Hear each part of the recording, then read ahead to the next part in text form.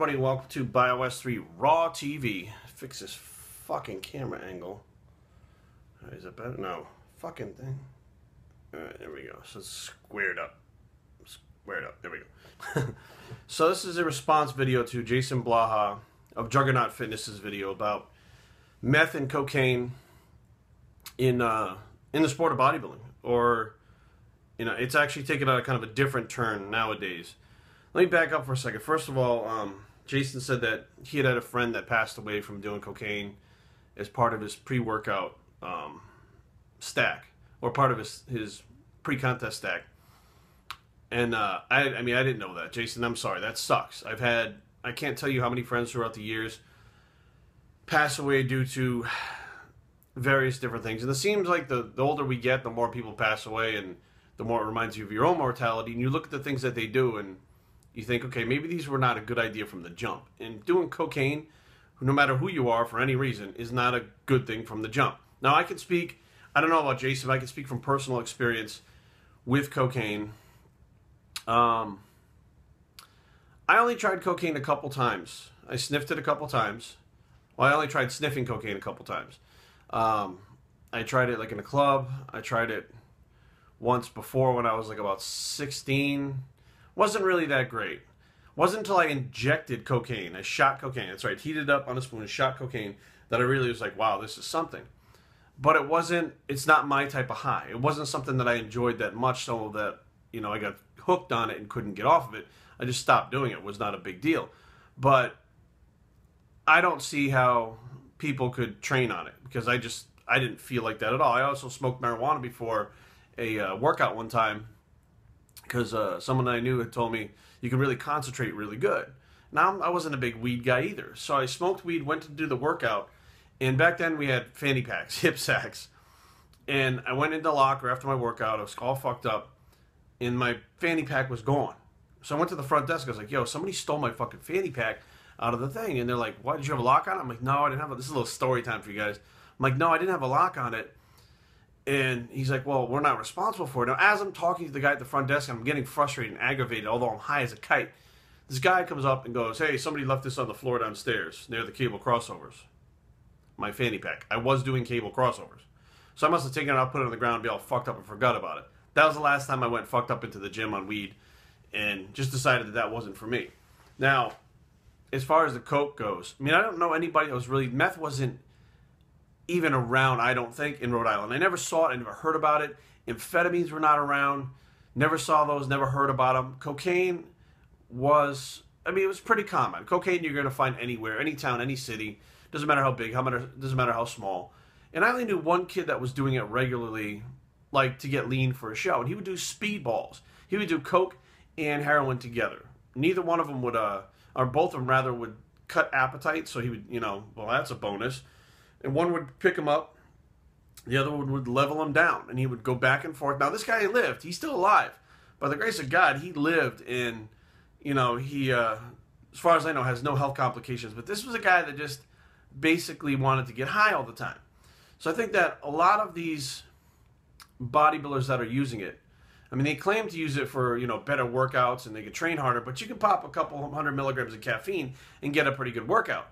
I think many of these guys who are training, like these YOLOs, like this is a whole new fucking situation than what we had. These YOLO fucking young guys, they have a superiority complex. They like to feel good. They go to the gym to get a pump and feel better than the other people. They're not in there to improve their physiques. They're not in there to get better for competition. They're in there to try to be better than the next guy so they can go in the club and steal their girlfriend. And I think that they get off on it. And I think that nowadays, they like to get off on whatever they can. They fucking cocaine, if they can find heroin. I mean, drugs are plentiful in every fucking aspect of society now, not just bodybuilding. So I think these guys take it and fucking just basically rationalize it as, hey, I'm taking it for my workout. It's going to make me better. I'm going to cut my appetite. I'm going to get shredded. You can get shredded without it. I mean, fucking a lot of people get shredded without it. Doesn't mean you have to take it. Plus, you don't know what the fuck is in it. You don't even know if you got real coke, half coke, cut coke. You have no idea what the fuck's in it. It could be fucking baby aspirin and caffeine with fucking, you know, chopped up, and you're sniffing it going, oh, it's making me better. The bottom line is, cocaine to me has no fucking place in it's a street drug. It's fucking a cut street drug that you don't know what's in it. It has no place in fucking bodybuilding. And the only person that I knew that used to do it like that was just into getting high. Now, I also used the painkiller called Nubane. Again, speaking from experience. Nubane is a narcotic. It's a morphine substitute. It's a liquid, essentially liquid Vicodin, and you inject this stuff. And I was first turned on to it by, it can kill cortisol.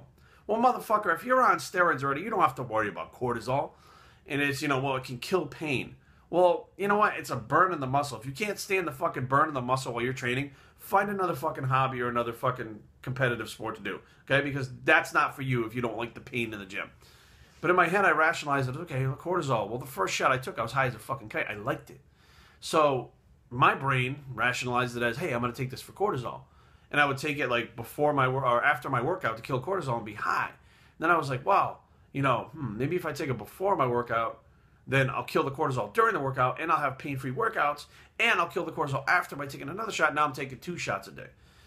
Then I figured, well, if I go to sleep, I'm going to go catabolic while I'm asleep. Maybe the cortisol levels rise while I'm asleep. I'm going to take a shot before I go to sleep. Oh, you know what? When I get up in the morning, my cortisol levels are high. I'm going to take a shot in the morning. So you rationalize this shit to use drugs when basically all it boils down to is you want to get fucking high. And I think that's exactly what's going on with these fucking kids, because they're going out of their way to find fucking cocaine. They're going on the fucking street and find it because you don't buy it at a fucking store.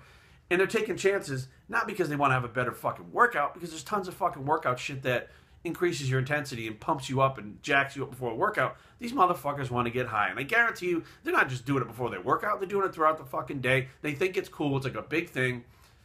It's not going to change until even one of these guys start fucking dropping dead. It's not going to change. It's not going to fucking change one thing. If anything, that, the Z's issue when he passed away, some people heart disease, some people, he had fucking this, he had that, he did drugs. The bottom line, he was young and he died. Now, I don't care how he died. It doesn't matter how he died. The fact that he was so young and he died is not stopping any of these motherfuckers from saying, well, there's a good possibility. It's like a 50-50 chance, and this is 100% true. Pay attention to what I'm saying right now. There's a 50-50 chance that when you do coke for the first time, that you could fucking die. Now, a lot of people don't, but depending on what it's cut with, what it's in, how your body reacts to it, whether or not your fucking heart can handle it, you can fucking die from the first fucking shot of cocaine.